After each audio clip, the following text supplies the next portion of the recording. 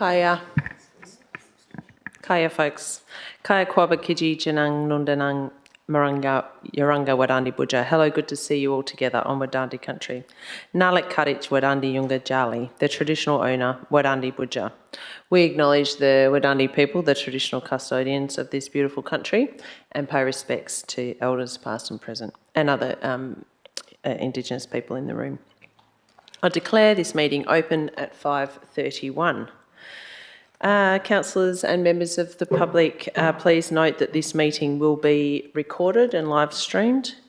We move to item 2 on the agenda, attendance, and under 2.1 we have apologies from Manager of Regulatory Services, Mr Matt Cuthbert, and the Manager of Legal and Governance Services, Mr Ian McLeod. I don't believe there are any other apologies. Item 2.2, approved leave of absence. There is none this evening. So we move into item 3, which is disclosures of interest. Councillors, are there any disclosures for this evening's agenda? Okay, we're moving to item 4, public questions. 4.1 is response to public questions, previous public questions taken on notice. So they have been published in this month's agenda and on the screen there. And we had questions relating to land use classification, Walga climate change advocacy position, and the gravel pit on Governor Broome, gravel on Governor Broome Road, Scott River. Councillors, we will move into item 4.2, public question time.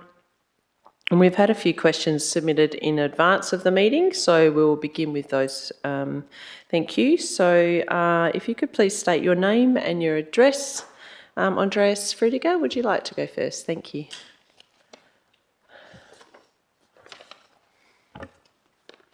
Can you hear me? Yep, Andreas Friediger. that's great. I'm on 936 Basel Road in Rosebrook, and I'm here to talk or to ask 2 questions about the proposed gravel extraction, which is would come 20 meters to our boundary. It's a fairly big thing, and we had a meeting last weekend about this, and the concerned neighbours talked about this, and the main thing, or one of the main things that came up is that we would very much like this entire project to be discussed and decided by the councillors and not just internally by the planning department. And that leads to my first question. What is the process that decides if a project remains within the planning department or if it is discussed and decided at the council meeting? Or in other words, what factors and who makes this decision? And my second question is, how will those people which have made a submission be included in the further decision-making process? Thank you, Andreas. So in answer to your first question, Council's delegations to the CEO and staff are set out in documentation available on the Shire website, and we will send you a link. As set out by the delegations, Council retains the responsibility for dealing with applications where a significant number of submissions have been received, and this appears to be the case with this application, and hence it will be presented to Council for determination. And the answer to your second question, if the application comes before Council, submitters will be advised prior to the meeting that we will be dealing with it, so that you can read the officer's report and attend the meeting, request a deputation, etc., ask questions if you choose to. Okay, that's good to hear. Yeah, we thought it's the squeaky wheel which gets the oil. I mean, if there's enough people which submit, then it comes to So it will be coming to Council, so yeah. I was asked by Franz and Natasha Joste to present their question. Can I do this just now? Yes, sorry, so they weren't sent through prior to? I think so, they did. Alison, did you say, or no, someone Alison's here. Okay, look. That's okay, just if you could just ask questions, that would be great, thank you. Their impression was that the submission currently has subjective and non-measurable limits on dust, noise, water impacts, and with the consequence of lack of accountability by the proponents with no state the consequence. The question, therefore, is how will noise and dust and water impacts be monitored, measured and enforced? Well, I will take that that question on notice, so that will be published in the following agenda. Thank you. Thank you. Thank you. I'll ask now another pre-submitted question. Was Alison Jackson? Thank you. Name and address, please. Good evening. My name is Alison Jackson and I live at 870 Bessel Road, and we are directly adjacent to the proposed planning application, and we have a sensitive wetland area on our property that we're concerned about. My two questions, you've already addressed question one through Andreas, so I won't repeat that question. And question two, bearing in mind that the extraction process is the noisiest. It's 20 decibels louder. Sorry, the processing is 20 decibels louder at 105 decibels compared to the excavators at 70 to 85 decibels.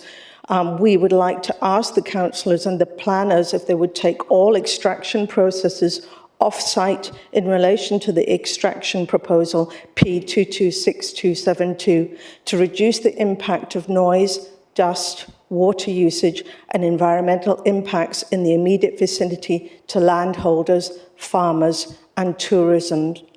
The complaints from the general public mainly focus on the crushing and the process aspect of gravel extraction. Thank you. I can't answer that question because the application is still in the process. So that will be taken on notice. But effectively, once the consultation period has finished, the officers then do the report for council, and in that considers all the different aspects of the application. So it's a bit early on in the piece, but recognising your concerns, and yeah, we'll leave it at that. Thank you. Thank you. Thanks. And I will also ask Deborah Baker, if you could come up, please. Thank you. Name and address. Thanks, Deb. Deborah Ridge, 955 Bessel Road, also known as 20 Boobick Road, Rosebrook, directly opposite the proposed gravel pit. I've been working in the mining industry exclusively for 35 years now, including my current roles as sitting on the boards of companies that own Greenbushes lithium mine, as well as the premier coal mine in Collie. So I'm very, very, very familiar with every aspect of approvals and requirements for mining businesses. So my concern is that the proponents do not currently propose any noise, dust or water regulations or limits. There's no measures that we can monitor. It's very, very normal for the Department of Mines, Industry, Resources and Safety, DMIRS, to issue mining permits that include noise limits, water monitoring and compliance limits, as well as dust limits. And these will go on the perimeter fences, not the proximity of the next house. So my concern is that the Shire might approve something that doesn't allow governance, monitoring, compliance and a procedure for complaints. So if we have limits imposed on noise, dust and water effects, then at least we can monitor them, or the company should be forced to monitor them, so that there is a complaint avenue, so we can clearly say there's a breach or there's not a breach. So is your question what exactly? Sorry, it must be a question to be submitted so the officially. question is, what are the limits that the Shire will impose before approving this? And okay. we request that it be in line with the normal DMIRS limits imposed on normal mining and quarrying operations everywhere else in the state. It's very normal and we're very familiar with it. But because the proposal hasn't been determined yet and therefore the opportunity to impose conditions has not actually got to the point.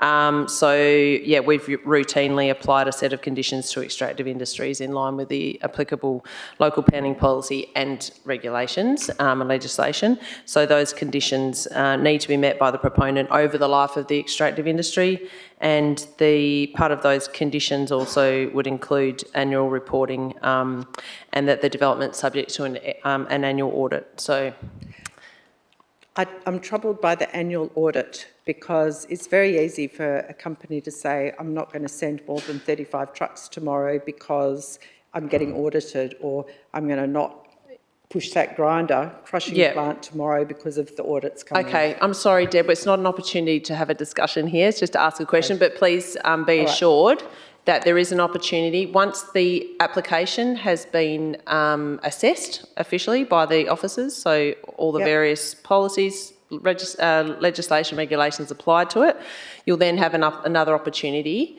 when the item comes to council, it's put on the agenda to come and make a deputation or questions. If at that point, nothing's changed currently as to what the development looks like. So it is early on in the stage, but be assured that that council and the Shire are acutely aware of the regulations that need to be met. So, okay. Yep, thank you.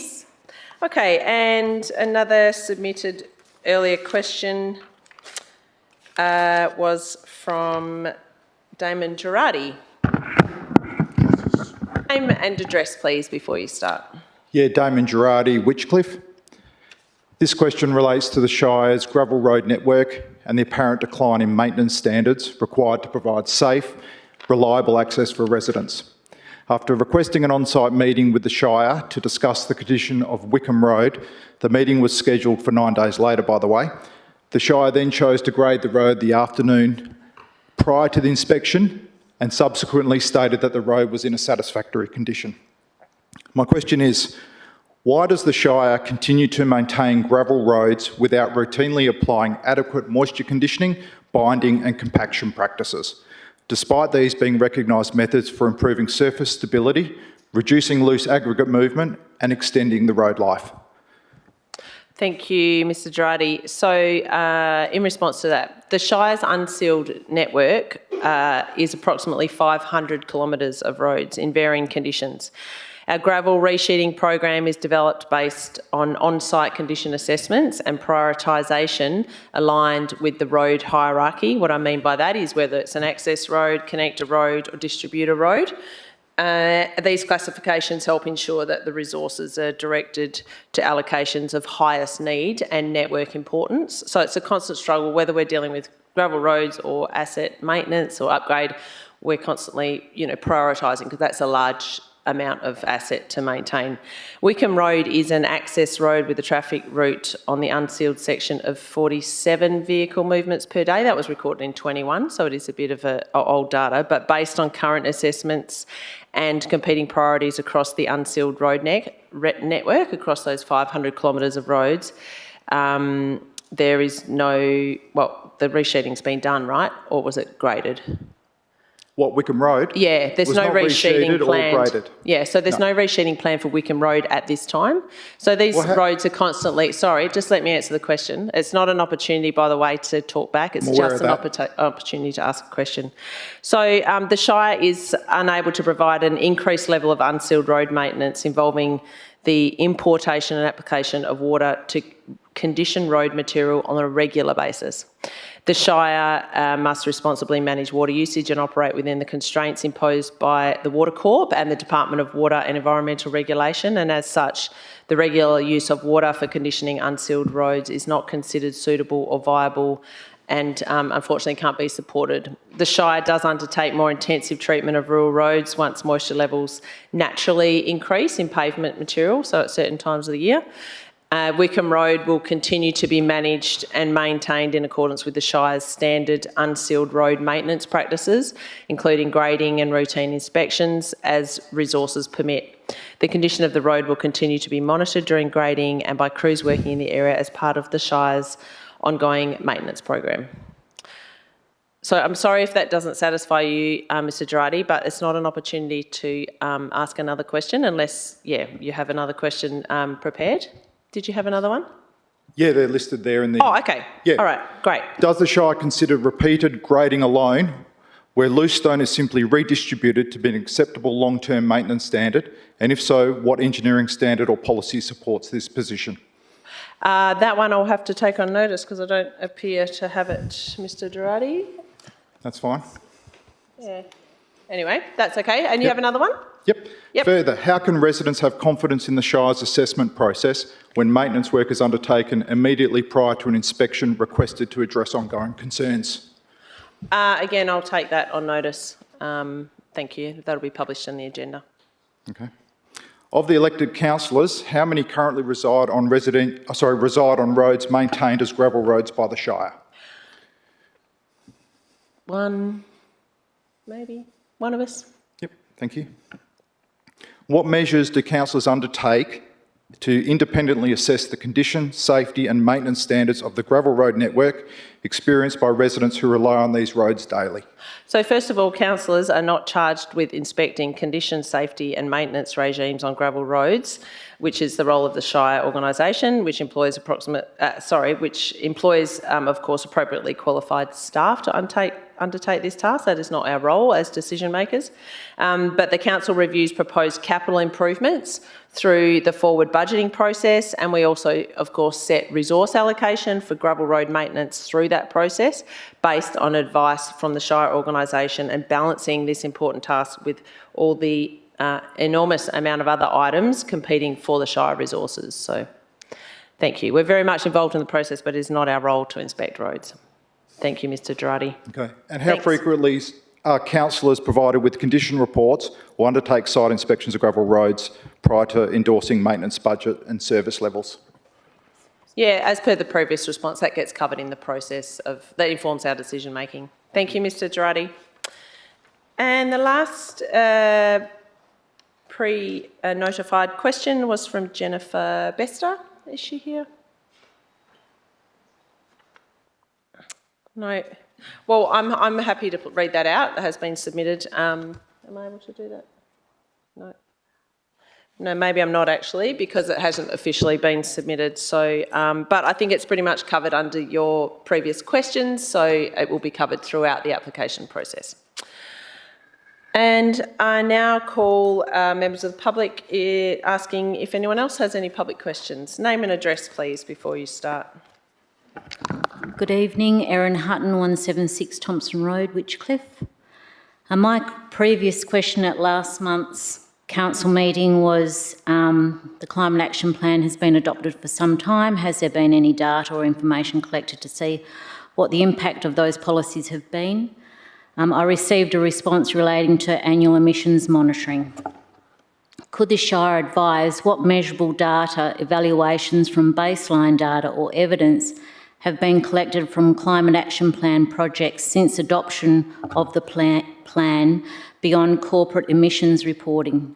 Significantly, what environmental, economic or social impacts and outcomes have been measured for funded projects including sustainability, education, revegetation, regenerative ag, renewable energy initiatives and community programs? Further, where are the annual progress reports, evaluations or data sets that are publicly available, if they are?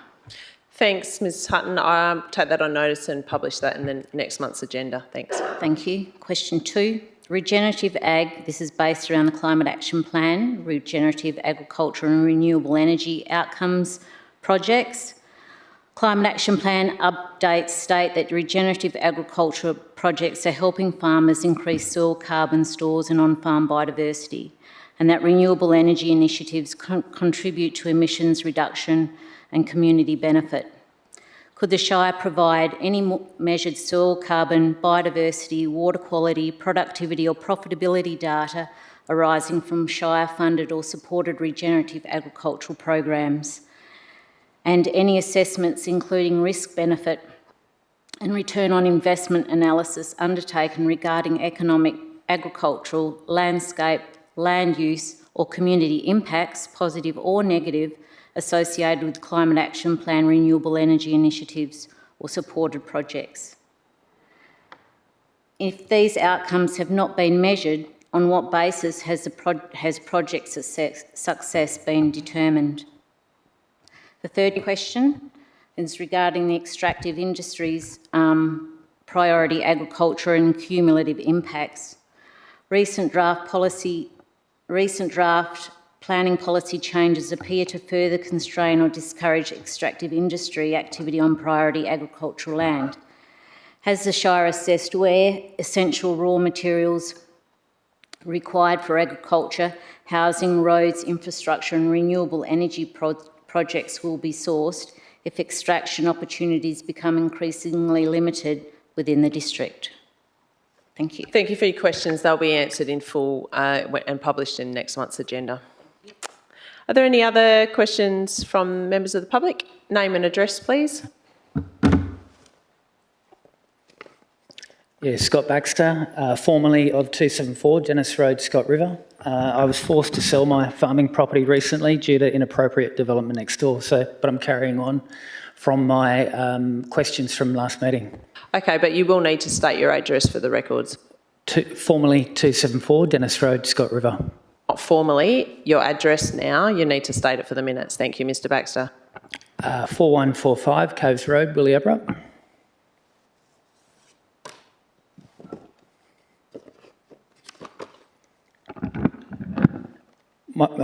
My question relates to the standing orders, local law, and the Shire's handling of my deputation at the 22nd of April 2026 Ordinary Council meeting. The minutes state that my deputation was stopped under clause 5.15, prevention of disturbance.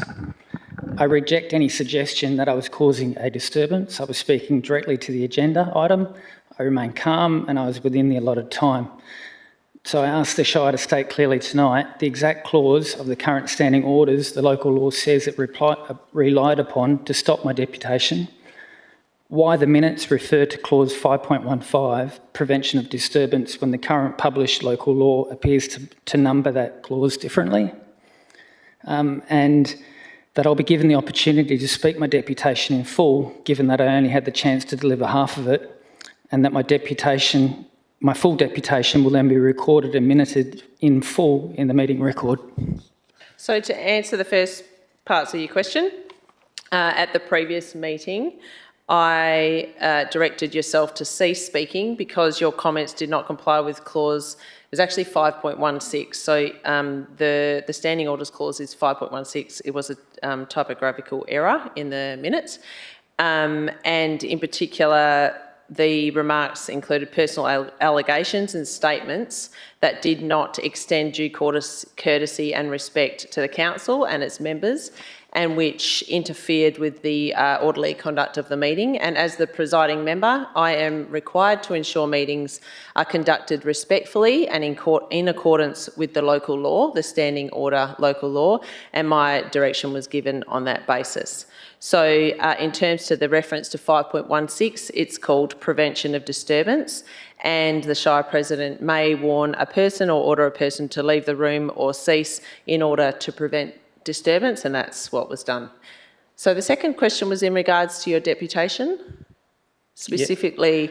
Yep. So it's that, Mr Baxter, it's not possible to print that in full. It was ceased because it was in breach of standing order, so what's in the record is in the record, and there's not an opportunity to do that now because there's no item on the agenda that relates to that. So that will be published in the agenda of next month's meeting, a full response to your questions.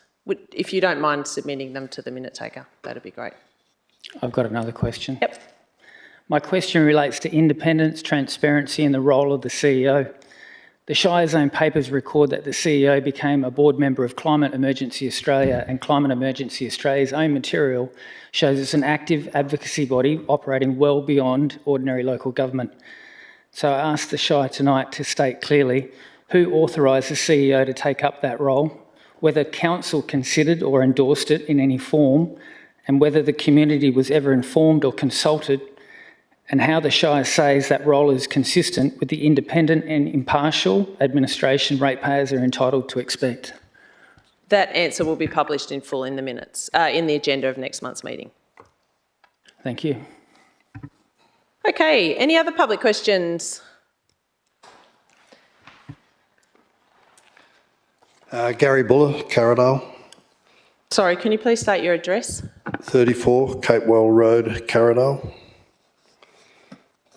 I just have a follow-up in relation to questions I asked at the last meeting and the vague answers to my questions, which were referring to the gravel extraction site on Governor Broome Road in Scott River. Is it not the duty of the Shire Council and its staff to inspect and monitor whether the conditions for the extraction approval, which I might add there was 37 of them, and it's interesting that some of those conditions have been altered because DCBA recommended a 200-metre buffer between the extraction and the threatened ecological communities along the main road. The approval was given with a 50-metre buffer, and the extraction's taken place within 10 metres of it. Now, ought it not be the Shires and the staff, their duty to check to see that that's being done in an expedient fashion, making sure that those extraction approvals or extraction conditions are being met? I don't believe that an assessment in August 2025 that followed an earlier breach is being taken seriously, given that it is now late May 2026, in checking to see whether that extraction pit is actually conforming to the conditions. So could that be due to a conflict of interest with the Shire, given that it requires gravel supplies? My other question is, given the Shire representatives on the DAP hearing voted in favour of the proposed Scott River Wind Farm approval, my first part of the question is, what evidence was relied upon to form informed opinions on the effects of the hydrology in the wind farm envelope and to the area to the south of it? To be sure as to the veracity of the hydrology study submitted by Synergy Red, my second question, or part of the question is, has the Shire outsourced an independent assessment of that hydrology report? There are 4 aquifers underlying the Scott River wetlands, including the near-surface superficial aquifer. Any contamination of an aquifer could seriously affect its water quality, and given that the aquifers are interconnected in places, the contamination could become widespread. So, in conclusion, what are you, as Shire councillors, doing by way of due diligence to ensure that none of your ratepayers are unfairly disadvantaged by this wind farm project? And can you guarantee and be accountable for any adverse effects on water availability and quality, on livestock fertility and performance, as well as the ambience and quiet enjoyment of our property? Thank you for your questions, Mr Buller. Would you mind submitting them to the minute taker so the questions can be answered in full in next month's agenda? Thank you. Are there any other public questions? Okay. Thank you, folks.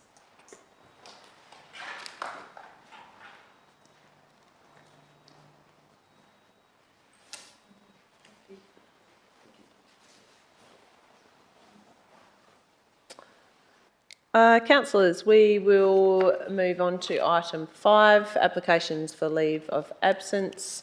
In fact, I'll move a motion there to be granted leave of absence from the 25th of June OCM. Or actually, that's the motion. Does anyone else wish to move it? Councillor Muir moved that one and seconded. Councillor Keno. Let's put that to the vote. All those in favour? Carried. Thank you. Are there any other applications for leave of absence? Yes, Madam Chair President. I have an application to be granted leave of absence for the same meeting, but I will also comment that I may attend remotely. I will seek, if I can attend remotely, I will try and do that and follow the processes that are required. On the day, yep, okay. Do I have a councillor that can move that one, please? Councillor Muir, and a seconder, Councillor Winter. Thank you, councillors. We'll put that to the vote. All those in favour? That's carried unanimously. Okay, we are now on to item 6, confirmation of minutes of the previous meeting, the OCM held on the 22nd of April 2026. I have an officer's motion there. Do I have someone to move that one? Councillor Bell and Councillor Darth to second it. Councillor Bell, do you wish to speak to that? No. Councillor Darth? No. We'll put that to the vote. All those in favour? Carried. Thank you. Item 7, deputations. There are none. Item 8, we have been presented a petition. So the CEO received a petition on the RAC Safer Speeds trial, and the process is for me to ask her to read the petition, which I have here, and to present it to council. Thank you.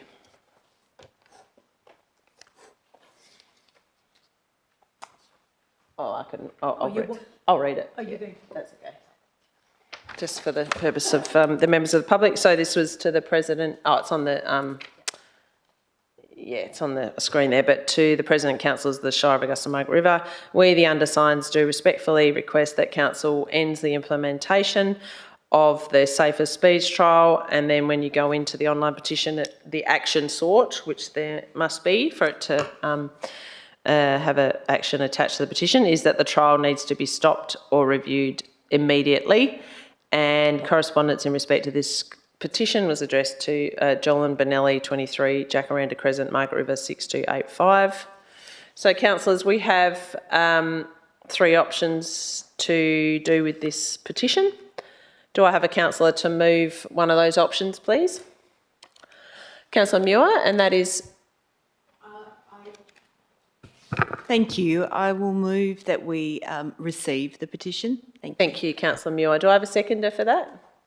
Councillor Darth, do you wish to speak to this? Yeah, certainly. I thank the petitioners for putting forward their opinions, and I really hope that they have participated in the consultation that's taking place currently on RSA. We will be receiving a report and I guess carefully looking at every submission put through, potentially towards the end of this year, in August. So I do encourage everyone to please go through the formal submission process, and then we can assess, I guess, all of the submissions and come forward with something that we can live with as a community. Thank you, Councillor Muir. Councillor Darth? Might put that to the vote. Councillor Boland, would you like to speak to it?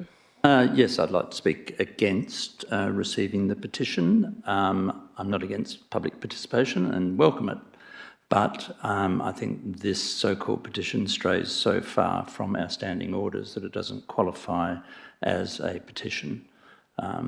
We have standing orders about people providing their addresses. That hasn't been complied with.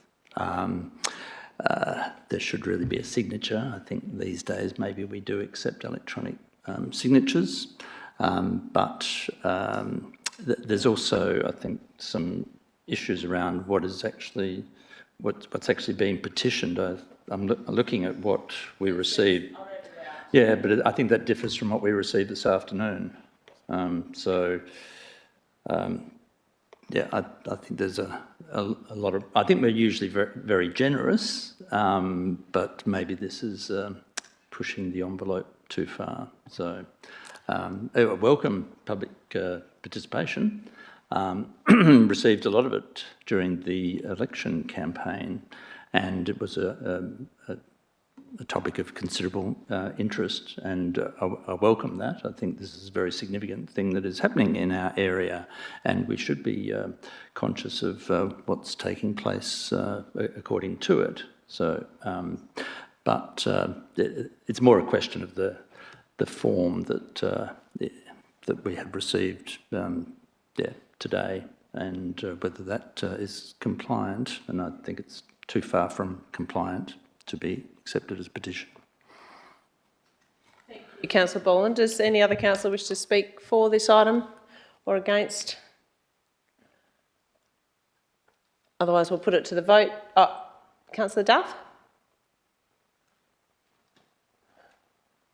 Yeah, I'll speak for accepting it. I understand the outstanding orders and the way the process is, but I think they did work on it with our administration to make sure that it was able to be accepted. Otherwise, we wouldn't have it tabled here. It's a significant amount of our community wishing for us to listen to them. And option A, receiving the petition, is, we are actually currently have just kicked off the review of this, which is completely in line with what they're asking us to do, is review it immediately. That has started. I'd just like to reiterate what Councillor Muir said, and is that we actually just really need people to participate in the Your Say survey, which is on our website right now. So that will be where the report information is given. So that is my biggest takeaway from this, is that we just get the community to participate in the Your Say. Thank you, Councillor Duff. Any other councillor wish to speak for or against this? I'll just conclude the debate in that, I'm happy to receive it. And actually, in regards to 4.62A of our standing orders, the petition to council is as far as practicable to be prepared in the form prescribed in that schedule 1 that refers to. So given the great community interest around this and the fact that we're in a consultation period, I'm certainly happy to accept this in the form that it's in. Okay, we'll put this item to the vote. All those in favour of receiving the petition? And those against? Okay, that's Councillor Boland against. Councillors, we now move to announcements from the presiding member. It's been a busy month representing our community across a range of important priorities. We had the state budget and advocacy around that, and I joined regional leaders at a state budget meeting in Bunbury to discuss funding priorities for our local governments. As previously stated, it was a disappointing allocation for our Shire, but this is an important opportunity to attend these events to continue advocating for our Shire to be appropriately represented in the state budget, particularly as one of the fastest growing regional communities in WA. The Readers and Writers Festival was just on, showcasing the strength and depth of our region's creative community, and was a huge success again. Thank you to all the volunteers and the folks that are involved in events like this, celebrating writers, readers and artists while delivering significant cultural and economic benefits through visitation, tourism and supporting our very valuable local businesses. Community wellbeing has also remained a priority, with continued involvement in local mental health initiatives supported by organisations such as MindEd and Arts Margaret River. I attended the accidental counsellor workshop that MindEd provides to our community and found it really valuable. It was really great attendance, so I really support their work around incentives like that. During National Volunteer Week, we recognised the extraordinary contribution of all of our volunteers in the Shire, including the St John Ambulance Margaret River Awards and Recognition event. And as our volunteers, particularly those in emergency services, play a vital role in keeping our communities safe, supported and connected. Yesterday, as I advised you today, attended the Emergency Management Forum organised by WELGA and LGIS, and it was focused on strengthening preparedness and resilience across the southwest, across all local governments in WA, reinforcing the importance of collaboration in protecting our communities, and more importantly around the value of social capital, building resilience in the face of increasing emergencies and climate change related events that will continue in the future.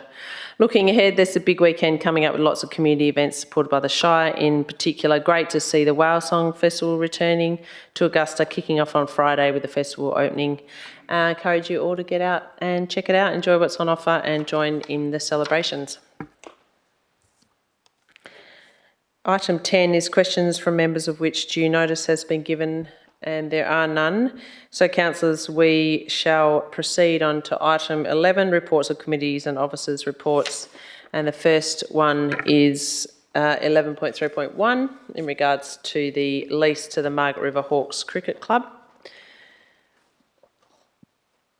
Do I have a councillor to move a motion? Councillor Boland?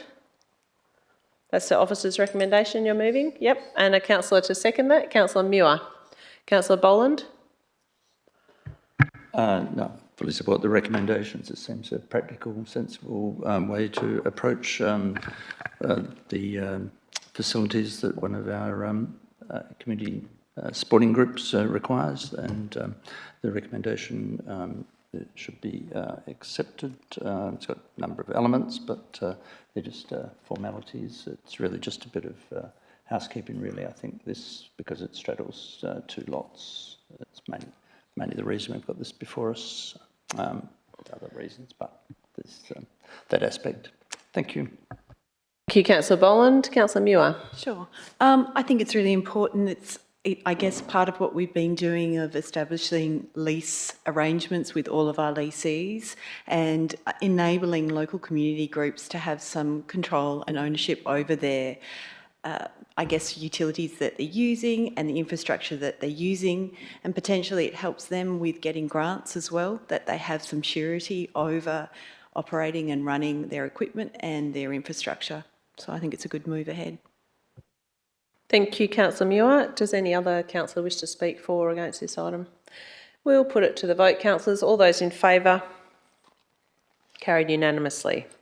Item 11.3.2 is amendment to Code of Conduct for council members, committee members and candidates, and the Behaviour Complaints Policy and the Behaviour Complaints Committee Terms of Reference and Delegation. Do I have a councillor to move a motion? Councillor Bell? Is that the officer's recommendation? I move the officer recommendation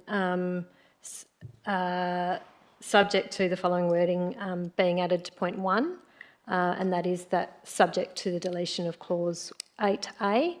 The reason for this is that this clause undermines transparent decision making, public input into decisions and robust debate. Okay. Do I have a seconder for that amended motion? Councillor Darth?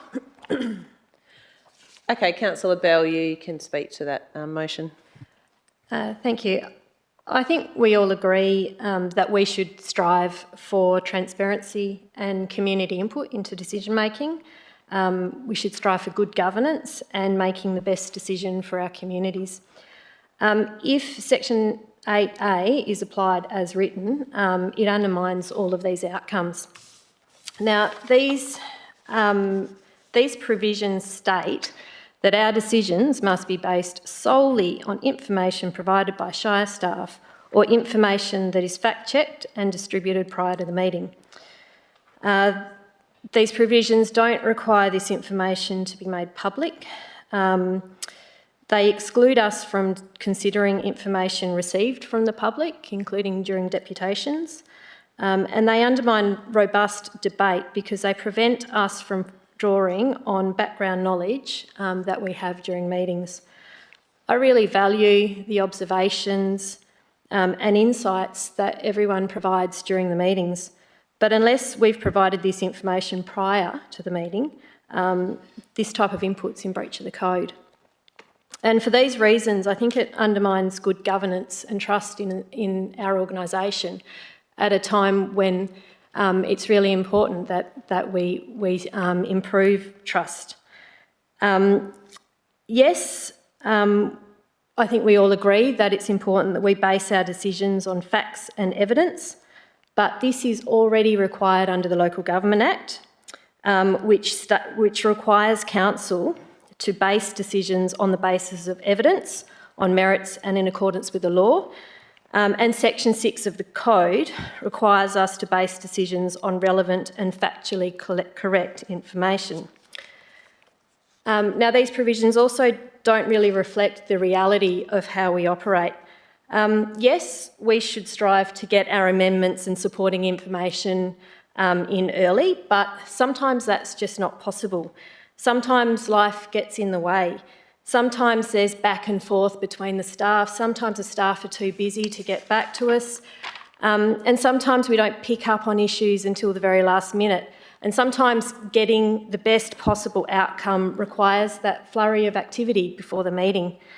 And if other councillors aren't able to digest all of this new information, they can vote against the motion or request that the matter be deferred. And so I guess in closing, I think that these provisions were prepared with good intention, but I think that they'll achieve actually poorer outcomes. I invite us to have a respectful and robust debate, but don't introduce any new information in that debate because you might actually be in breach of this code. Thank you. Okay, Councillor Bell moved that, and Councillor Darth, do you wish to speak?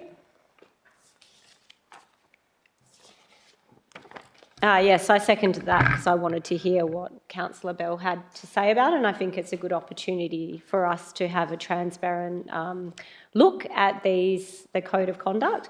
And listening to Councillor Bell, I agree with quite a few points she made. This information put into this part, 8A, is already covered in the code. So this is like over-prescribing something that's already in there and that we're already meant to function as a council, as a councillor. So I feel like if it's already in the model code, and I feel like we, mostly to the best of our ability, are already doing what the moral code does, I don't feel like there is such a need to continue to overword and over-prescribe stuff, because it can then come back and be used against us when we're trying to have a robust debate if we haven't had the time that we have needed to bring it up or email it to everyone prior. Sometimes stuff comes up from the public questions and the deputations and stuff. So, that I feel that the public need us to be able to consider that on the spot. So, yeah, I support having this removed. Okay, thank you, Councillor Duff. And then, normally I would wait until the end of the debate, but I'm actually going to speak against it right now and just make a few corrections of what I've heard from my fellow councillors. So most importantly, the Division 3 behaviour is the only Division 3 behaviour component provisions constitute enforceable breaches of the code. So if there's an elected member that is breaching the code of conduct, the only enforceable components are those under Division 3. So whilst there was a model code of conduct introduced in 2021, the department also advised at that same time that while local governments may not amend Division 2, so that's the principles, that's the first part of the code, right? We can't amend that, or Division 4, the rules of conduct. Additional behaviour requirements can be included in Division 3 behaviours, which is the section we're talking about with a proposed removal of 8A, if deemed appropriate by the local government. So the department said you can't change really 2 or 4, but you can modify it Division 3 if you wish to, which some local governments did. And so any additions, of course, must be consistent with the Model Code of Conduct, Section 5.1043 of the Act. So the department also said, in preparing the code for adoption, local governments are encouraged to review their existing code and consider incorporating any additional behaviour requirements that are not represented in the model code. This may include specific dress standards, I don't think that's appropriate here, or the appropriate use of technology, for example, or any other things that they deem relevant. So just in regards to the removal of 8A accountability, so first of all, it is the enforceable part of this code that can actually result in an effective breach of conduct if there are councillors that are breaching the code. But more importantly, and Councillor Bell, you missed out the important words in 8A1A, which said, a council member or committee member must not base a decision on information obtained from a source other than the local government's administration unless, and that's the key word, because unless, and this is the recommendation that's come from the organisation, unless the council member or committee member has made reasonable endeavours to verify the accuracy and truth of that information. So check that it's actually true. And also unless they've notified their fellow council members or committee members of that information prior to the meeting. So everyone's got access to that same amount of information. And then additionally, unless, in addition, must not provide advice of a technical nature relating to decisions of the council on approvals, permits and licences. So only specifically those three things. So it's not on every decision we make. It's literally saying that, you know, as an elected member, as a decision maker in this organisation, we're not allowed to provide technical advice on approvals, permits and licences, and then advice must only be provided by qualified local government employees or qualified independent professionals at the request of the local government. So nowhere there does it indicate that we shouldn't bring last-minute amendments or that we shouldn't have robust debate. That's a really important part of our decision-making process, and you know, I think it's it's a critical role that we play as decision makers, that we do have really robust and thorough debate and consideration for all the items that we consider. So I don't feel that it's appropriate to remove 8A accountability. We're dealing with a code of conduct now for this council, but we don't know what the council may be like in 2 years or at any other time, particularly if the local government is considering spilling the entire council. So you could have a council with not one person having any understanding of what the Local Government Act is, which is the act, by the way, that rules, that spells out every single behaviour that we conduct, whether it be conflict of interest, the way we run meetings, the way that we govern the Shire, is all stipulated in the Local Government Act and the relevant legislation and regulations. So I don't feel that the removal of 8A is going to change that. And additionally, WALGA also, so our association, they also provided some information around the adopted code of conduct may include additional behavioural requirements that are not inconsistent with the model code of conduct. So local governments may wish to commence workshops, consultations with council members to consider any additional behavioural requirements for incorporation in the code of conduct for adoption. And quite a few local governments did that once that guidelines came out. So in conclusion, I don't believe it's appropriate to remove that. All the points that Councillor Bell and Councillor Duff raised, I completely agree with you, and it's completely permissible within this code. But the removal of 8A accountability, 1A, B and C, really concerns me in that, you know, we may get examples of elected members that feel that, you know, that behavioural standards are not accountable to each other. And in fact, this code of conduct really guides each of us as elected members on upholding integrity within our decision-making and holding other elected members to account. You know, we should all be privy to the same amount of information and all have respectful dialogue and debate. So in concluding, I can't support this motion with that amendment and deletion of 8A. Does anyone else wish to speak for or against this? Councillor Kenner? I'm going to speak against it, but should I foreshadow the original motion? You can do that during your debate, yep, sure, yeah. In the event this doesn't get up. Yeah, because I'd definitely like to do that. So the officer's recommendation as written? Yeah. Okay. Yeah. Oh, sorry, my page disappeared. So I am unable to support the deletion of Clause 8A. Clause 8A provides protection for both council and councillors. It helps to ensure our decisions are based on verified professional advice rather than personal opinion or unsubstantiated claims. And I think this is really important in a time where social media commentary, AI-generated content are becoming more and more common. And it's more important than ever that we focus on the facts and the evidence. I think we can be very easily convinced by things that we read or see and let up the garden path quite easily these days. So I think this is really an important clause to keep in there. The Code of Conduct, as President Jean Rice said, is not just for the current council. It exists to guide behaviour and decision-making of current and future councillors, and we need to ensure that decisions affecting our community continue to be made using reliable, accurate information. And importantly, Clause A does not stop councillors from bringing information from outside sources. It simply requires that all reasonable efforts are made to verify the information that is shared with all councillors before the meeting. I just had some dot points here. It promotes informed, transparent decision-making, reduces the risk of misinformation, ensures procedural fairness, supports good governance and principles, protects councillors and council from complaints, liability and legal challenge. It maintains a distinction between governance and administration, recognising that councillors are elected to represent the community, set strategic direction and make legal decisions, not to provide planning, engineering or environmental advice. Like I say, we sit here now as a councillor with all the good intentions, but we do not know who will sit here in 2 years' time.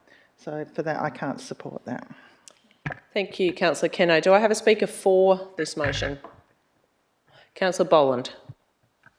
Yes, thank you. Yes, I'd like to speak in favour of it, and we're just dealing with deletion of Clause 8A at the moment, and I think councillors are aware that Councillor Bell has another amendment in relation to 10.2, and I also have an amendment in relation to 9A. And basically this is about overreach by us in relation to the model code of conduct. There is a model code that's been put out, and I think I'm accurate in saying most councils around WA have adopted that. I know some have departed from it, but most are happy with it. Most use it in their day-to-day work. For some reason, and I'm not sure why, we in 2021 expanded that considerably, and I've tried to find the reasoning behind it. I've gone back to the August 2021 minutes, and there's not much there other than the basic adoption of the Code of Conduct that we still have. And this went round in the March meeting in Augusta. We discussed it then, and it was to be brought back within 2 months, and thank you to the CEO for bringing it back. And there were some substantial problems with the Code of Conduct. The main one being, for me as a member of the DAP, that there was a conflict between the Code of Conduct that the DAP applies and the Code of Conduct that the Shire was applying. Sorry, just to correct you there, Councillor Bolt, did you see the change in the... Oh yeah, I'm aware. So it is in there. Yeah, I would actually prefer that we went just back to the Model Code of Conduct, but we seem to be adapting that Model Code of Conduct. I think I'm by accepting what is contained in attachment 1, apart from the deletions, then there are some changes that do. Yeah, we've fixed that one. There's some things that are being left in that aren't in the Model Code of Conduct. So I'm willing to live with those, although maybe not my preference. But I see 3 clauses that I really would have difficulty living with, and probably one of the, now we're dealing with this one in particular, and the issue around technical things of the technical nature. I might risk breaching the Code of Conduct by talking law, but Madam President, you did refer to enforceability with respect to Division 3. So it does a breach of the Code of Conduct, say if I do try and provide some technical advice, potentially puts me in breach, a behavioural breach, which can be dealt with under the regulations. I think this is not something that other most of the councils have seen the need to have there, and I don't see the need for us to have it there. And that's my main concern. But there's probably even, I've got a greater concern, particularly with 9A, which is going to be the subject of my amendment. Maybe I could talk to that. No, I'll leave it for the moment. We'll come back to that one. But yeah, I think we are going way too far with 8A. It doesn't need to be there. I think we should delete it. Thank you. Okay, thank you, Councillor Boland. Do I have a councillor to speak against this motion? Councillor Muir. I'll just clarify. I'm not sure if I'm against it or for it because I'm still deciding. I certainly take the points of Councillor Bell and Councillor Dath and Councillor Boland. I think we need to be careful of overreach and ensure that we're not wrapping ourselves too tightly. However, I also agree, point 2 of 8A, notifying other council members or committee members of information prior to the meeting. I think pragmatically, sometimes that's difficult, and it would be unfortunate if that did become a breach through, just daily business, I guess. First of all, though, I do think we're all here with the idea of service, and we're all committed to the community and our environment, and we're endeavouring to work together with our diverse views to achieve this, and I think that's really important. My concern, and I think this is particularly evidence in councils across WA at the moment, is unfortunately some people come into local government with a particular agenda and they push that agenda, and that's what they get onto council for. And we've seen how it disintegrates and it impacts not only the operation of the council or the Shire, but also ratepayers.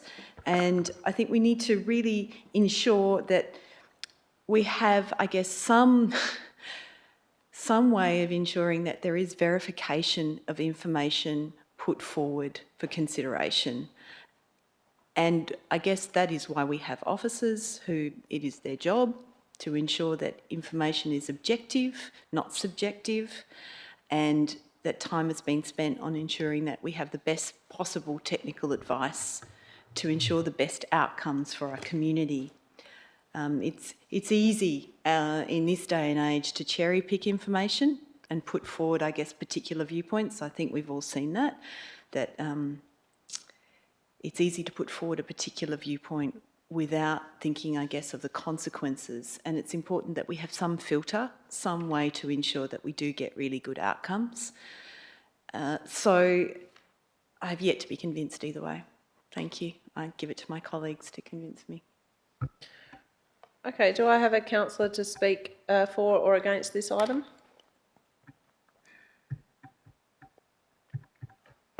Councillor Forte. I'll keep it brief. I think applying some veracity around facts that we bring to the table is really important. So I'll speak against the motion because I think that's basically the minimum expectation that we should bring.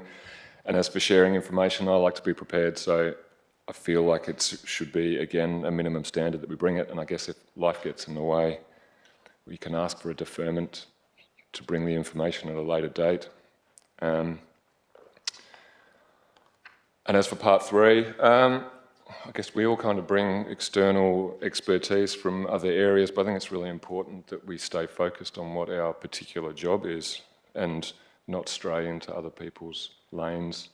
I think we have a highly skilled team of officers here, and I think we should avoid playing officer for the day and blurring those lines, and we get to ask all the questions we need. So I think we should go as written. Thank you. Thank you, Councillor Forte. Do I have anyone else who wishes to speak for or against? Then, Councillor Bell, you have right of reply to close the debate. Thank you. Thank you. I guess I'll just close by commenting that that these provisions are highly prescriptive. They are more prescriptive regarding the source of information than any other local government in the state. I can't agree with President Jean Rice's interpretation that they allow us to take into account the community's input. And I guess if we read these provisions word for word, I think they're quite explicit. And because they are so explicit and prescriptive, they ultimately exclude the community from input. So I'll read them, and it says, a council member must not base a decision on information obtained from a source other than the local government's admin unless the committee member has made reasonable endeavours to verify the accuracy and the truth or notified other council members or committee members of the information prior to the meeting. I think that third dot point is actually supposed to be, I think that was an administrative error. Was that supposed to be actually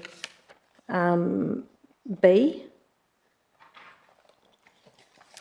So if that's the case, or I guess even if it's not the case, if you were to read that, those words are really explicit, and they don't about what we can base our decisions on, and it doesn't include community input.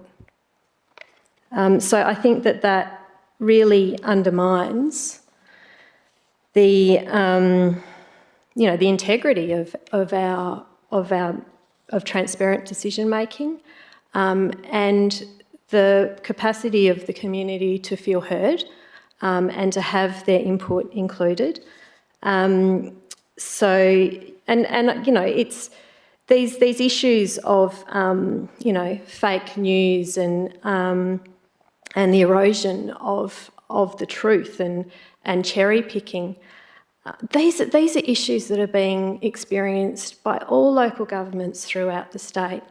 We are the only ones to be so prescriptive in our approach to those information sources. Now, other councillors, if you're not happy with the veracity of the information, then councillors other councillors can choose to defer an item for further fact checking if they'd like. But I think that it's this highly prescriptive approach really undermines what we're here to do. Thank you, Councillor Bell. Councillors, we'll put that to the vote. Those in support of this amended motion?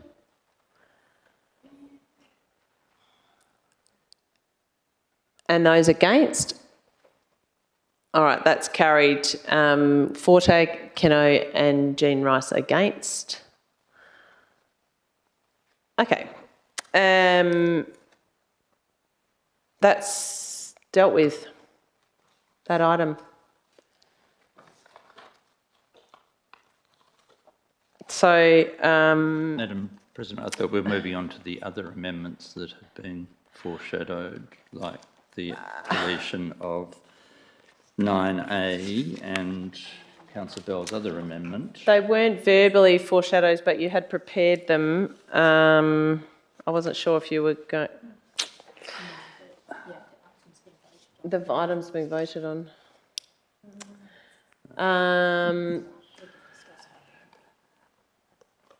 Yeah. Sorry, that process is closed. Had those amendments, if they'd been foreshadowed and tabled during the debate. Well, I did raise that I thought we were going to deal with 3 changes to the Code of Conduct. The other one 9A was mine. Yeah, in regards to proponents. Yeah. Yes, and Councillor Bell submitted another one, which was 10-2. Well, the only option we have is to rescind that motion right now that we just voted on and to put it back on the table, and you can test your amendments if that's what you want to do. That's the only pathway to go now, is to rescind that decision that we just made, re-enter that A motion, whatever it looks like, probably the one that we just dealt with.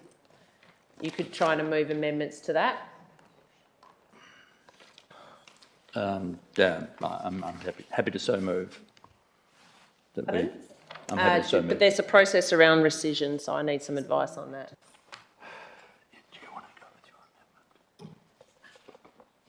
be honest, this was the main one that I was concerned. I'm 50.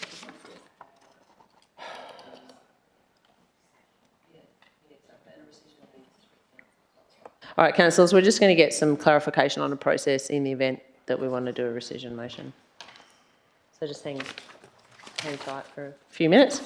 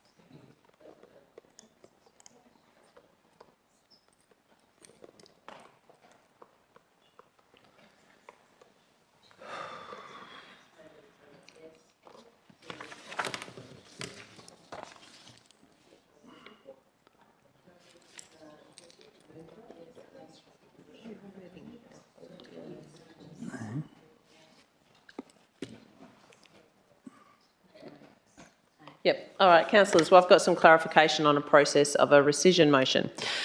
So in the event that council wants to rescind that motion that we just made to consider potential amendments that were not officially foreshadowed in that process, inclusive of the mover, you can indicate that now that you wish to rescind it, but we're not going to deal with it now. It needs to be dealt with as an item of urgent business under clause 4.12. This is within the standing orders. So we can deal with it, but not right now. And we need 3 council members at least to support that rescission. And then we can, including the mover, and then we can deal with it as item of urgent business at that part of the agenda. So if you can make up your mind now, that'd be good. Then we can move on with the rest of the meeting. So I just need a notice, like I just need to be informed or give some notice that you intend to rescind that motion, and then we'll deal with it procedurally. So that needs to come from me? From me. Doesn't matter who, but inclusive of yourself. So first I need someone out of you lot to say, yes, I would like to rescind a motion, that motion that we just dealt with, and then for it to be that. And then the next step is that at least 3 members in total agree with that rescission, and then that's it for now, and then later we will deal with it under urgent business. So if anyone wants to follow that process, now's your chance. Yes, Madam President, Yep. I would like to move that we rescind the motion that we just dealt with.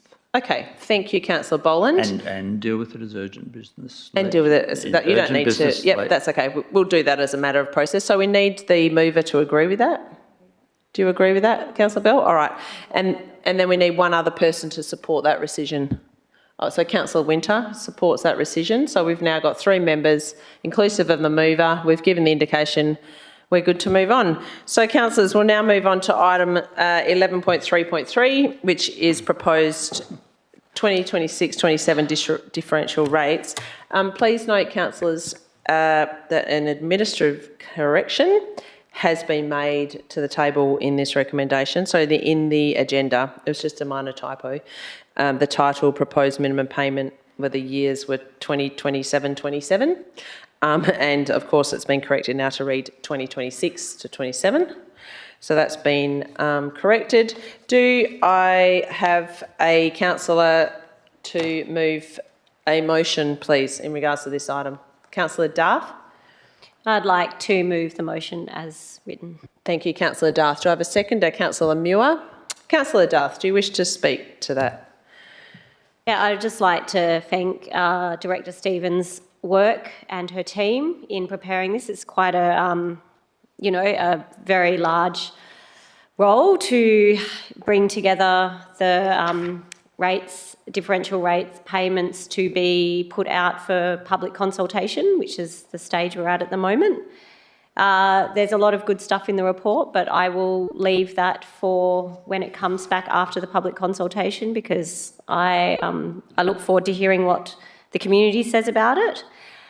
Just one main point is that this, the outcomes of this is very consistent with our long-term financial plan that was adopted recently. Thank you. Thank you, Councillor Darth. Councillor Muir. Thank you. I'd like to reiterate Councillor Darth's comments that we do look forward to hearing from the community. Certainly we've spent a lot of time on this, and thank you to Director Stevens for her and her team's hard work on this. I think considering, I guess, the financial status at the moment and all of the constraints that our community and our operation of all of our businesses is facing, we've really tried to be very careful about what we're proposing, but also mindful of not putting unnecessary debt on future generations. So it's a really difficult balancing act, and I think we are really, all of us here are ratepayers, and we're cognizant of what we're putting forward. So I do encourage all of the members of the community to put forward their views too. Thank you, Councillor Muir. Do I have any other member who wishes to speak for or against this item? No? All right, we'll put it to the vote. All those in favour? Carried unanimously. Item 11.3.4 is review of local laws. Do I have a councillor to move a motion there, please? Councillor Boland, and a seconder, Councillor Muir. Councillor Boland. Yes, move the recommendation as written. Thank you. Councillor Muir. Yeah, thank you. I'm looking forward to looking at some of the amendments for some of these laws, making them, I guess, more fit for purpose for current conditions. Some of the ones around the dogs local law about ensuring that people don't lock their dogs in cars. I'm really looking forward to making sure we amend that. So, yeah, thank you to the team for their work on this. Thanks, Councillor Muir. Any other councillor wish to speak for or against this? I haven't spoken for it as yet. Pardon? I just moved it. Councillor Muir was seconding it, but then she launched into... Oh, well, I considered that as your moving, but I will allow you to speak. Thank you. Okay. Yes, I mean, the mover of the motion usually speaks to it, and I'm pleased to see that we are moving on these local laws. It's been something that has been... It got raised a couple of years ago by the changes to the Local Government Act, and I have been conscious of us doing something about our local laws that needed review, because there are serious consequences now if you don't review your local laws. I'm happy with what we're doing at the moment, but I think there seems to be a bit of a gap, in my opinion. Sorry, I hope I'm not straying into breaching codes of conduct. But when I first heard about this law, I thought it was that you had to complete your review within the 2 years. Like, we've got a timeline up to December 26. But it seems to be that you don't actually have to do the amendments to your local law. And I've gone to the Local Government Act and tried to find something about that, like what's the timeline from here. There just doesn't seem to be any. So you could review your local law and say, oh yeah, we need to amend that, and then not do anything about it. So I think we're going to have to be conscious of, hey, we've put this out for public comment, got the feedback, and we need to then move on. I'm not going to suggest any changes to this recommendation. I'm glad we've got to this stage of the process, and now it doesn't seem like that sword is hanging over us, that if we didn't move on them, that we would be left without local laws.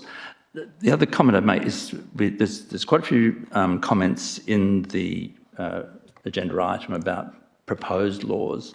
I don't think we've seen those or proposed amendments. So, yeah, they're yet to come. I know that's the next part of the process, but there's a lot of references there to the proposed laws, but we don't know what the proposed laws are going to be or the changes to the proposed laws. So we've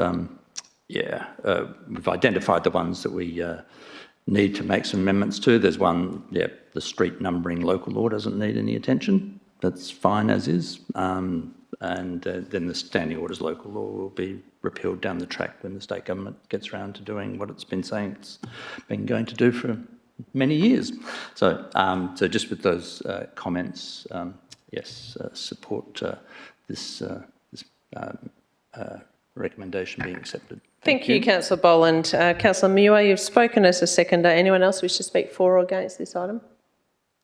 I'll speak for it. Yeah, I'm happy to proceed with this first step of this. And like we do with anything that we change, it has a process. And this is simply to say that out of all the so many local laws that we have, these are the ones that Council has identified through our previous workshops and briefing that we wish to, that we have interest in, and that will, and community as well, sorry, that community capturing, that these are the ones that we will focus on through a process. So nothing's determined yet. It's just that those 7 in that list there will be reviewed. So I'm very comfortable with the process. It has a process like everything we do. We'll go out for community consultation.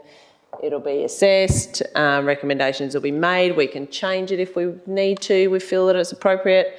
So I'm very comfortable with this. And just to clarify item 2 of that, the standing orders local law, there was some concern in the community around that process, and really simply, as Councillor Boland alluded to, the Local Government Amendment Act 23 inserted a new section, 5.33A, to allow standardised meeting procedures for all local governments to be made in the form of regs. But the state government is still developing these regulations, and that will ultimately apply to all local governments, which will make an order under section 3.17 to repeal, the existing standing order local laws. So the officer's recommendation before us tonight is simply to retain the standing orders local law until those standardised meeting procedures come into effect, which at the time, at that time, our existing law will need to be repealed. So it's pretty straightforward. Who knows when that will be done? But yes, I'm very comfortable with this officer recommendation. Anyone else wish to speak for or against? We'll put it to the vote. All those in favour? Carried unanimously. Councillors, we will move on to item 11.3.5, CEO performance review process and consultant appointment. Do I have a councillor with a motion, please? Councillor Keno, as written, and Councillor Darth, just second. Anyone wish to speak to that? For or against? Councillor Darth? Otherwise, we'll put it. Councillor Muir, yeah. Yeah, I think this is a really important process, and I'm really excited that we are doing it. It's obviously one of the most important jobs of council is managing our CEO and working with our CEO, and I think I'm looking forward to this because I know how dedicated our CEO is, and we've had some initial results from surveys with some of our key stakeholders which have indicated the difference that our CEO's approach has made. So I'm looking forward to looking at in more granular detail and developing KPIs that really do get good outcomes for our community. Thank you, Councillor Muir. Does anyone else wish to speak for this? I'll just speak briefly. Yeah, I'm very comfortable with this process. I think we've come to a good balance, councillors, where we have learnt over those that have been here for a couple of years the process, the requirement to do the process, and 100% agree, Councillor Muir, it's a very important part of what we do as a group of elected members and as our only employee, and through the CEO, obviously runs the organisation. It's really important we have really meaningful and appropriate KPIs as well. So, yeah, I'm really pleased with this process, that balance between us doing a bit and getting some independence in the process. I feel really comfortable with it. And, of course, the CEO needs to agree to the process, which she has. So, great. All right, we'll put this to the vote. All those in favour? Carried unanimously. 11.3.6, we have a officer's recommendation there. Do I have someone to move that or a motion, please? Councillor Winter? Okay, and a seconder? Councillor Bell? Okay, do you wish to speak? Councillor Winter? Okay, Councillor Bell? All right. Anyone else wish to speak for or against this? Well, I'm just going to say quickly, in terms of the briefing that Councillor had in regards to this item, how critical really it is, you know, for that cyber security and the governance around cyber use. It's really critical. It's an upgrade that's completely necessary. And so, yeah, I'm really pleased with this RFQ and happy to proceed with it. Let's put it to the vote, councillors. All those in favour? That's carried unanimously. 11.3.7, list of payments for April 2026. Do I have a councillor to move a motion, please? Councillor Winter, and a seconder. Councillor Forte. Councillor Winter? Don't wish to speak? Yep, Councillor Forte. All right, I think we'll put this one to the vote, councillors. All those in favour? Carried unanimously. We will go into item 11.3.8, which is a financial statement activity for March 2026. Do I have a councillor to move a motion, please? Councillor Boland, and that is as written. Councillor Boland? Yes. Thank you. And Councillor Darth? Yep. All right. Councillor Boland? All right, let's put that to the vote, councillors. All those in favour? That's carried. Item 12, motions from members of which previous notice has been given. There are none. Motions for consideration at the next meeting. Item 13, there are none. And now, as mentioned before, we will deal with our new business of an urgent nature. And councillors, I'm calling for business of an urgent nature. I believe you might have one, Councillor Bell. Yes, I seek to rescind the. Sorry, is that the correct? Yeah, just let me. I'm just going to clarify one. Oh, it is rescinded. Yeah. I think you move the same one, but have 3 points, like the 3 regs that we want to go out, and then deal with them individually. And then you can say, well, we've already passed this one. Okay. All right, Councillor Bell, I've got some advice around this. So the first part of this, councillors, that we need to decide on is the rescission of that motion, an urgent item. So we just need to vote on that. So does someone wish to propose that that item, the rescission, is an urgent matter? Councillor Bell, and a seconder. Councillor Boland, let's put that to the vote. All those in favour? All right, that's carried. So now that's, we've formally accepted that as urgent business. We'll now move into the next part, which is the that council accepts the the council decision in relation to item 11.3.2 be revoked. So that's our first step, is to revoke it, and then we will put the recommendation again and consider the item. Okay, are we clear on that? Yeah, so I just, so I need a councillor to move a revocation motion. Do I have a councillor to move a revocation motion? Councillor Bell, and then a seconder. Councillor Boland. Yep. And CEO is just providing for accurate record taking. I move the council decision in relation to item 11.3.2 be revoked.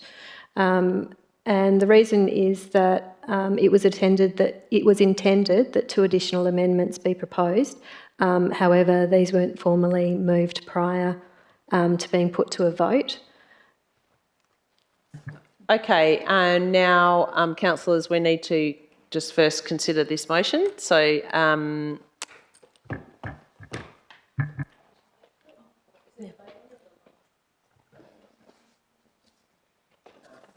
there's no debate on a revocation motion. It's put and voted on. So, let's put that to the vote, councillors. All those in favour of revoking that motion that we considered earlier? Okay, that's carried unanimously. So now that we've revoked that motion, we now do another motion. Yeah. So, councillors, in regards to us now considering this as urgent business, we're going to follow a process. I'll just wait.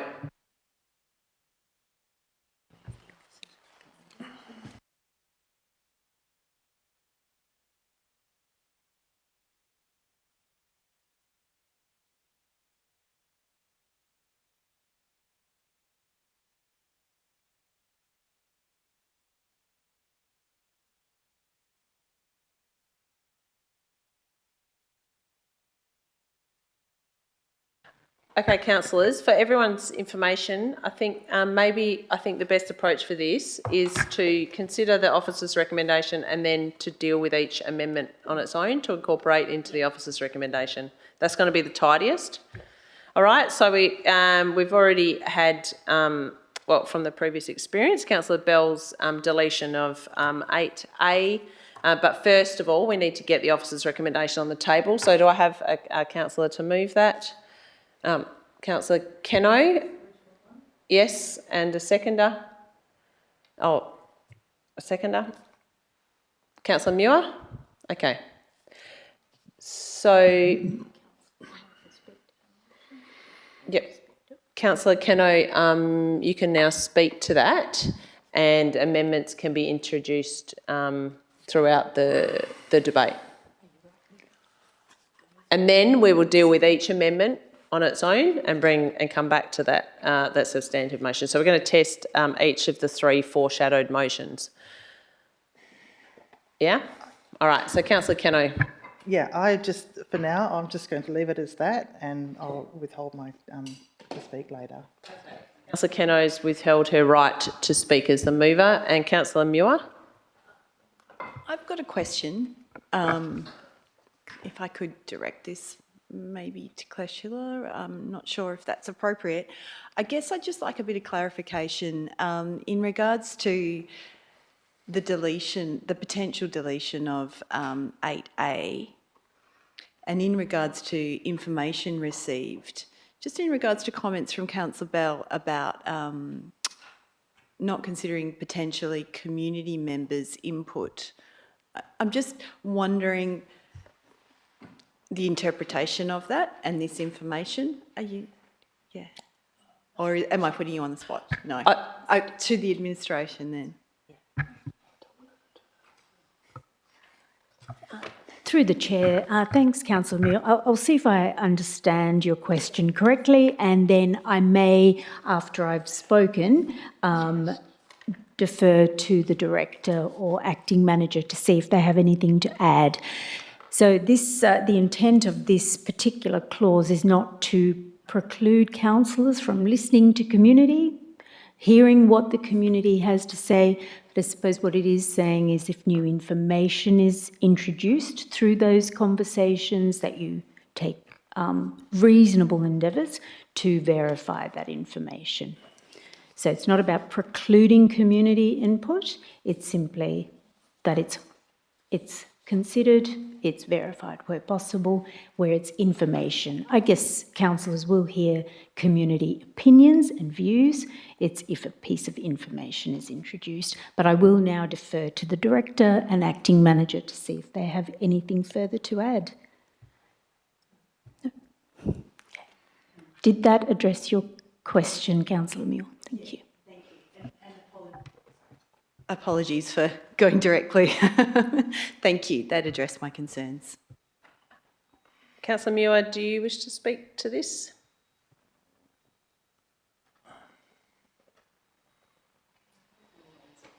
No. Okay, the mover and the seconder can reserve their right to speak until later if you like. All right, so some amendments. You go. Well, Yes, well, let's deal with one amendment at a time. Go for it. what we dealt with previous, I'll just have that in front of us, as I was going to move.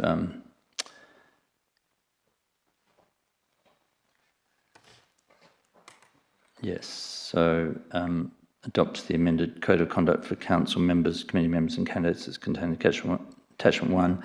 Maybe it's an A, B and C, and A would be subject to deletion of clause 8A. B would be subject to deletion of clause...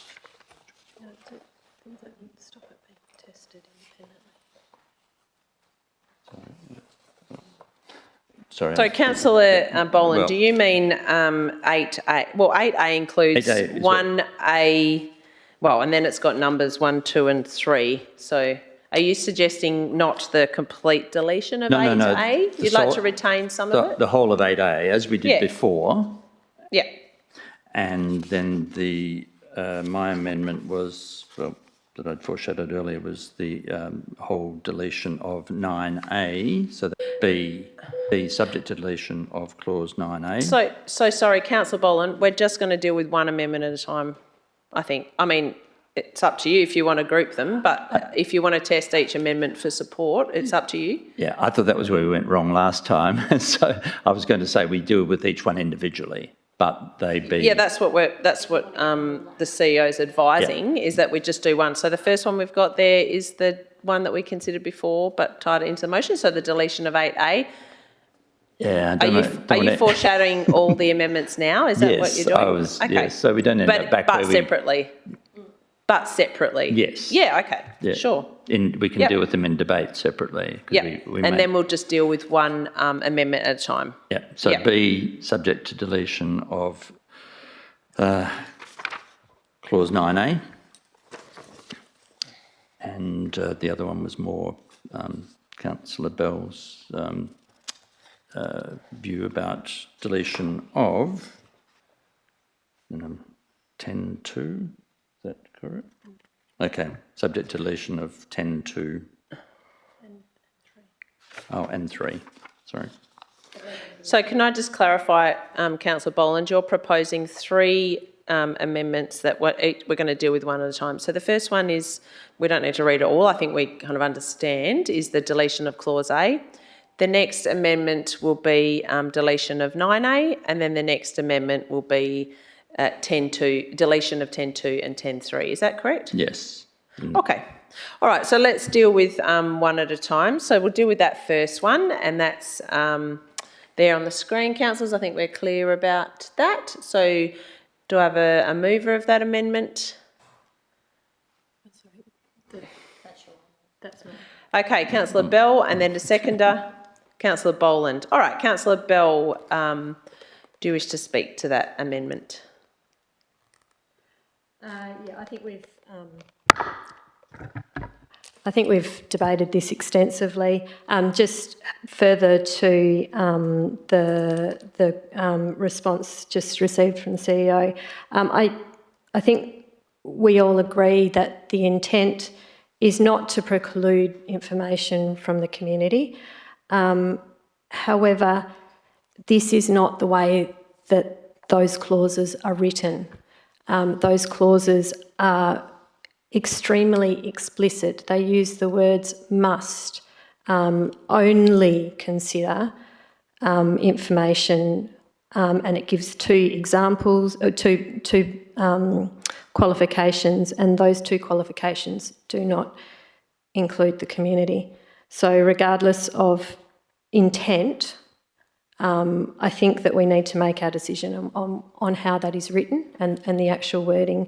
And I think that is, the wording is damaging, not only if it is applied as written, but also the perception of the public that we are not listening and we are not taking into account their feedback during decision making, including during deputation. So, yeah, I guess intent is one thing, but the wording of it, and I think if you look really carefully, it's really explicit, and I think it's quite damaging. Thank you, Councillor Bell. Councillor Boland, do you wish to speak to it?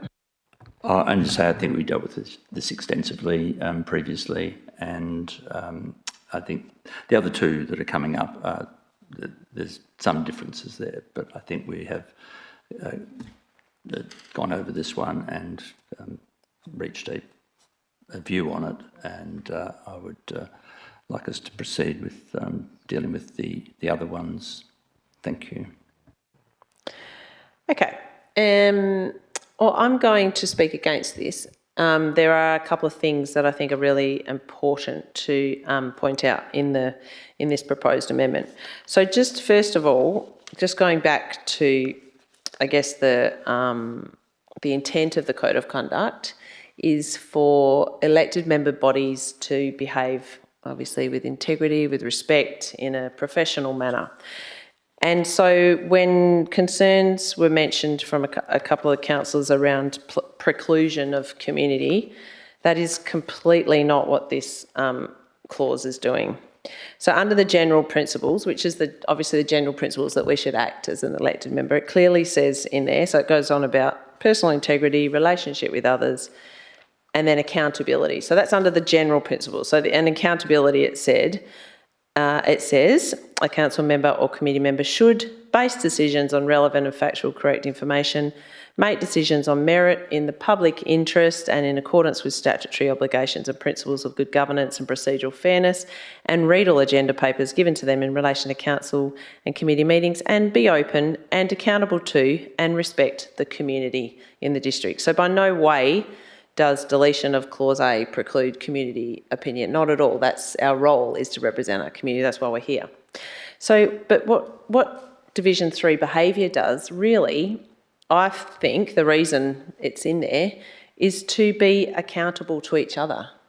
It's not about anyone trying to control the way we behave or the organisation not trusting that we can make decisions. It's about being accountable to your fellow decision makers. That's how I interpret it, and that's why I feel that the behaviour component and why the department and WALGA suggested to local governments, said if you think it needs to be changed, go for it. It's up to you how you deal with it. But it's not at all around precluding anyone or not considering certain elements in our decision making. That's a really important part of our decision making. I think one thing that concerns me is, and one reason why I really support the inclusion of it and therefore not the deletion of it, is that some members in the future, now or in the future, may base their decision on information from who knows where, like misinformation, and we've got a proliferation of misinformation occurring, whether it be in our Shire or throughout the country or the globe. So it's really around your behaviour as an elected member, not your conduct, not your general principles, which are clearly going to be representative of the district and on facts and technical advice, etc. But it's more around your behaviour and accountability to your fellow decision makers, because not one of us makes a decision on our own. At the minimum, it's 4 of us plus 1. So we are a team. And so the sharing of information is, I think it's really important that if new information comes to light, I want to know about it as a fellow decision maker. I don't care if it's last minute, to be honest. If it comes, that's great. But there needs to be a process, I think, that ensures that we do make decisions as a group. And, it's really in your best interest, if you do want to do something last minute, that you do share it with your fellow members, because ultimately you need 4 or 5 of your teammates to support you in that decision. So it's not at all excluding that. All it's saying, I think, and the way I interpret it, is that you're verifying the accuracy and the truth of that information, you're sharing it with your fellow decision makers, and you make a group decision. It's as simple as that. I don't feel it's over prescriptive, and particularly in the light of proliferation of information, then I think it's an important aspect in this code of conduct. Anyone else wish to speak for or against this motion? Sorry, Councillor Keno and Muir, both the mover and seconder, haven't spoken yet, so I'll give... Oh, sorry, you haven't. Sorry, Councillor Keno, do you wish to speak against or for? Yep, against, thank you. Obviously, everything that I said before, and this is probably a very rare occasion over history where President Jean Rice and I have been on the same page, so record this. Obviously, everything you've said there, but just in addition to that, I think that we mustn't forget that community consultation is such a big part of what we do. And we can't always please all of the community with the decisions we make. We make the tough decisions, that's what we're here for. But it's always been a big part of what we do. Our Have Your Say page, the feedback, the emails we get from the community are really important to what we do, and no one's taking that ability away. What this does is it holds us accountable for the accuracy of the information we base our decisions on. And that's really important. And if we receive information, we have the ability to defer it for further information. That's not hard. That's easy to do. So on the night we get some information we're not comfortable with, we want to find out more about it, it's very easy to defer that item.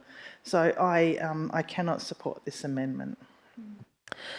Okay, thank you, Councillor Keno. Do I have a councillor to speak for this amendment, so for the deletion of clause 8A?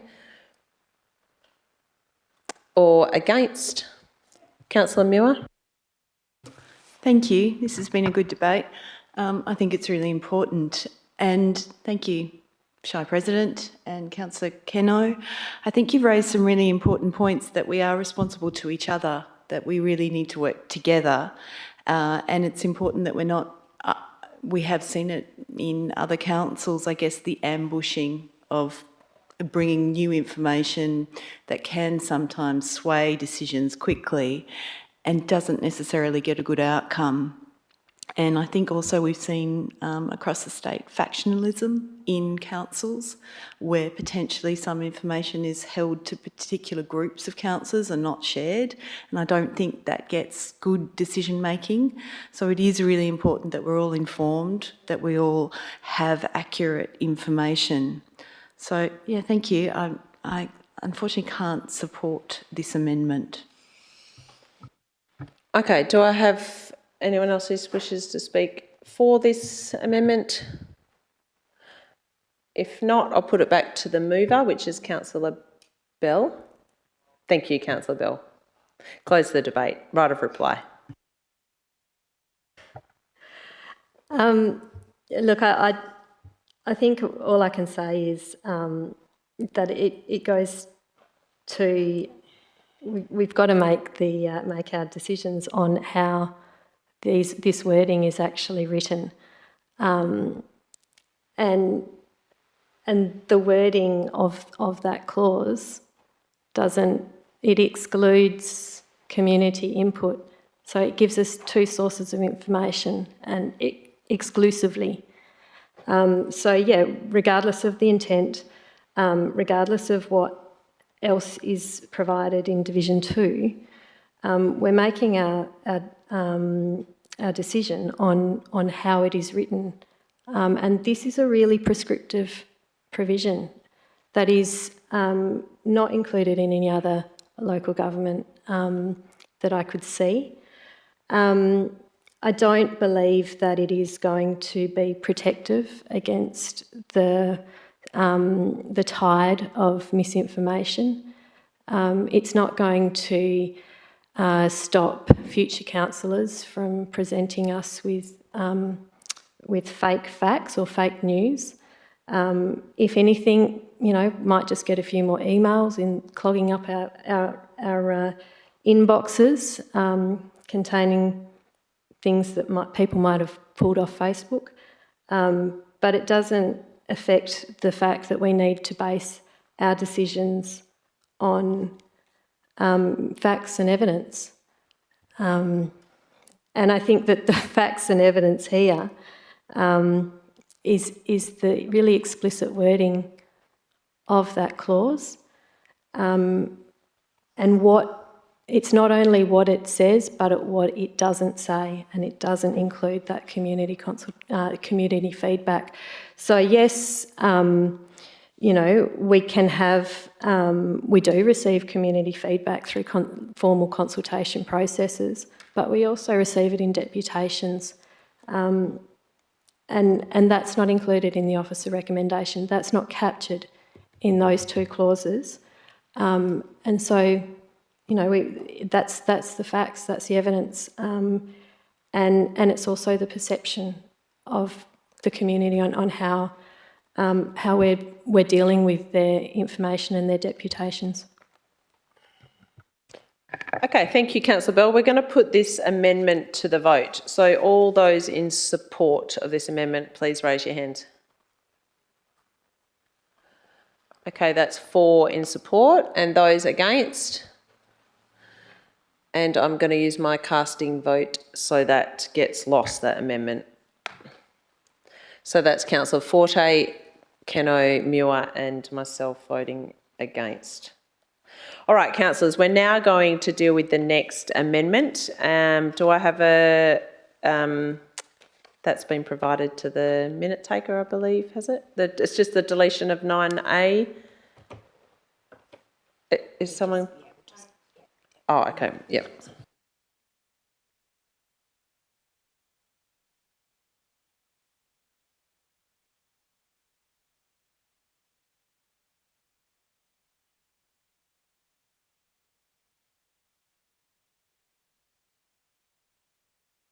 So, councillors, we have that foreshadowed amendment on the screen there with the reason also stipulated. So do I have a mover for that amendment, please? Councillor Boland? I think I moved that amendment previously. Well, no, we're doing it now, actually. Okay, so it's not moved. Yeah. Formally move it now. Okay. And a seconder, please. Councillor Bell. Okay. Councillor Boland, do you wish to speak to your amendment? Yes, I do. I'm surprised about what we've just done. Made a decision half an hour ago and now I'm making a different decision. This one's got pretty much the same flavour, and maybe I'll speak a bit more bluntly this time. This is badly written. It's overreach and badly written. How can we, like this applies to, if we pass this is what it applies to us. A council, I'm looking at 3 at the moment, a council member or committee member, and let's go to D, must be aware of the motives and interests of a proponent. How do I know what the motives and interests of a proponent are? Someone might be wanting to, build the most fantastic house in the neighbourhood.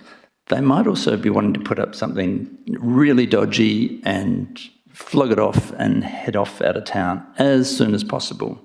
They might be just wanting to get something through council so they can fatten it up and then not do it themselves and flog it to someone else. I don't know what their motives are, but this says I must be aware of their motives. And if I'm not, apparently I'm in breach of the code of conduct. It's bizarre. Sorry, can I just... I'm sorry, I'm not sure where does it say that? Sorry, Councillor Boland. D, 3D. Oh, D, sorry, thank you. Yeah, and what about G? Must ensure that persons interested in a proposal are treated fairly and consistently. Yeah, okay, that's good practice, but we so often deal with things where someone's unhappy at the end of the day and they will say, well, I wasn't treated fairly and consistently. And, you've breached your code of conduct by not dealing with me fairly and consistently. H, must be alert to attempts by proponents and parties interested in a proposal to encourage members to consider matters which are extraneous or irrelevant to the merits of the decision under consideration. Well, what am I going to be breached for not being alert to that? I mean, there's just... I don't know where we've come up with this, frankly, and that's what I was saying before, that I've been trying to find it. Okay, there was this code of conduct was passed in August 21. And like I said, I've been trying to find what the reasoning was, and I just haven't found it anywhere. So I don't know where this came from originally. It shouldn't be there, and again, it's overreached. That no one else has got. Maybe I won't go as far as no one else. There will be very few other councils that have something like this. There might be some elements of good practice in there, but what we're talking about is a code of conduct, and we can be held in breach of a code of conduct if it's got stupid things like this in it. So it's just something that should go out. Maybe people want to have something different, but I mean, there's just so much in there that is unreasonable, inappropriate, unworkable, and exposes us to complaints and breach action. So I think this should go completely. Thank you. Thank you, Councillor Boland. Councillor Bell, do you wish to speak to this? Yeah, I'd speak in support of the amendment. I think that good guidance, good codes, good policy is simple. And the more that we add to these documents, the more complicated they become. And the more we run the risk of having inconsistency with other documents, or inserting provisions that are difficult to comply with, or to measure compliance. Councillor Boland's highlighted a few of these. I think no other local government code of conduct has as many provisions added to it that we do, that this code does. And it becomes unwieldy, over-complex, and it doesn't become better. I think less is more when it comes to policy and guidance. So I think, I support the amendment because I think we need simplicity. Thank you, Councillor Bell.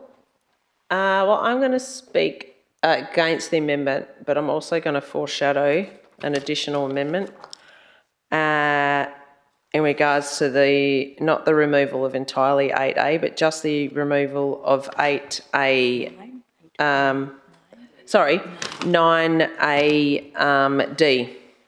I'm foreshadowing that for later, once we've dealt with this.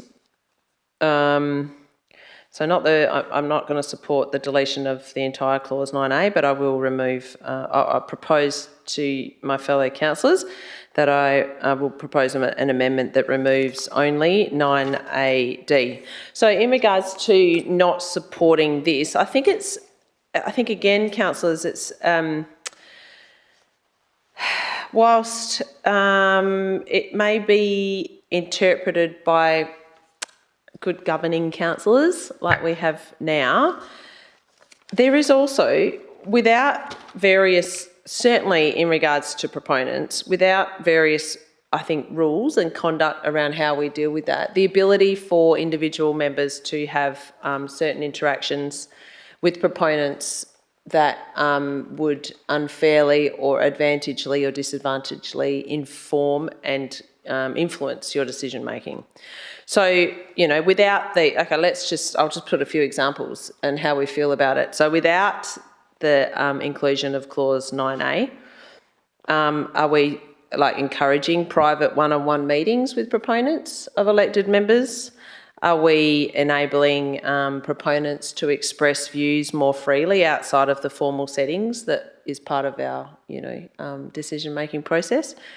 Are we allowing proponents to therefore speak in ways to those certain members that are perceived as representing council, or giving informal assurances? As I mentioned before, there's not one of us that has any more power than the rest. We are a decision-making body, so we should all be exposed to the same amount of information, the same amount of exposure in regards to your proponent's, development proposal.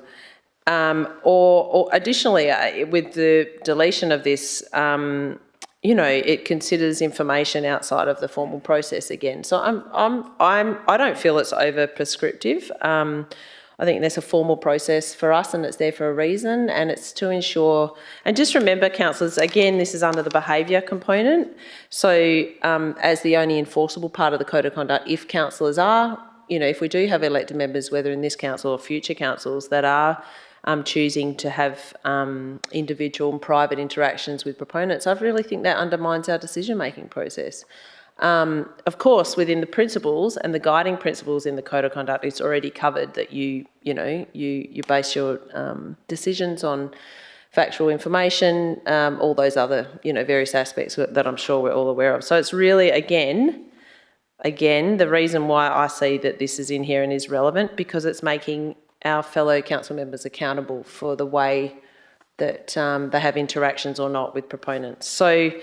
And there has been previous examples, there's a reason why I guess this suggested these examples here is because there have been in many years ago, councils that did have less kind of guidelines around those proponent interactions. And we have a very clear all of council process for a reason, and that's so that we're all exposed to the same amount of information.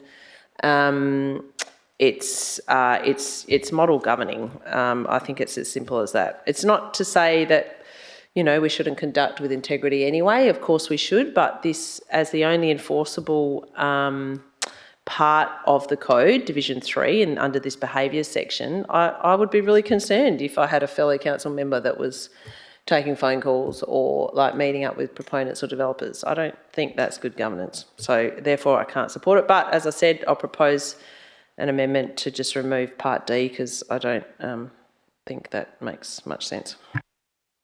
Anyone else wish to speak for or against this amendment? Councillor Keno. Yeah, I'm going to speak against it.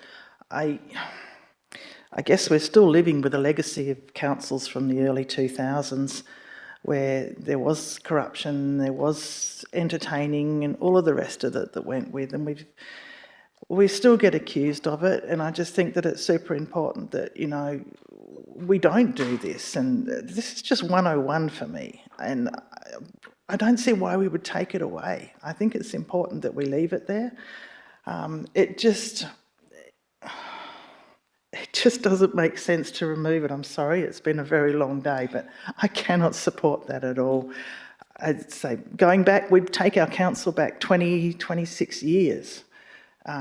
If we started doing that again. So it's just not appropriate to remove that. Thank you, Councillor Keno. Do I have a councillor to speak for this amendment? Councillor Darth. Well, I'm actually really enjoying this robust debate we're having about this, because this is our code of conduct for council members and committee members and candidates.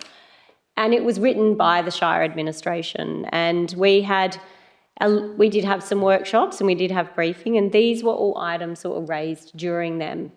There were a couple of adjustments made, but I don't think there was enough consideration given to what councillors brought up during all those briefings. So I'm feeling this is a really good opportunity for the councillors to say, hey, this is our model code of conduct.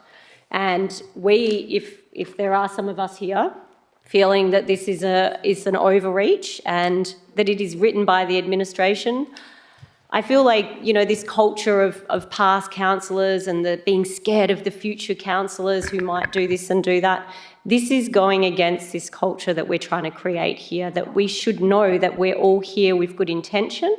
We've all done our WALGA training. All of this stuff is in our model, our model codes. This is in the legislation. To think that we are going to act outside of the legislation and against our training is a distrust that we're trying to remove from here. So I'm almost at the point where I want to defer this and go back and have some robust conversations where this model code code of conduct for council members is written by council members and not having to be put upon us by the administration. They're basically writing the rules for us, where these are our rules that we should be having more robust input to. And I feel we're getting to a point where it's a bit of a, we're going to end up with something that nobody's happy with. The administration's not going to be happy with it. The council isn't going to be happy with it. And this is our model code. So I might actually put up that it's probably too late in the debate that we defer this and actually, or that we put in a point of amendment that this is, where can I put this? I'm probably in the wrong spot. That this is actually taken back to the CEO for the councillors to have the opportunity to review this within the next 12 months and actually come up with something that the councillors are happy to have. So I'd like to foreshadow an amendment that... No, it's not. It's a procedural motion, actually. A procedural motion ceases debate immediately, and a deferral motion it's a procedural motion. So No, I'm saying, okay, I don't think we can defer it at this point. Or can we? Because I haven't spoken to this motion since we put it back up. The advice from the CEO is that it can be deferred, but there needs to be a reason. Because I feel like at this point in the debate, neither party is going to come out with something that works for either the administration or the council. So I feel like it would be a good point to stop and actually take it off the agenda for a few months so that we can workshop it. So to defer the item, workshop, and bring back... I don't think we can workshop a agenda item. So just to remove it from the agenda so it can be workshopped, so that the council actually gets to write their own code of conduct. We'll just get some advice on that.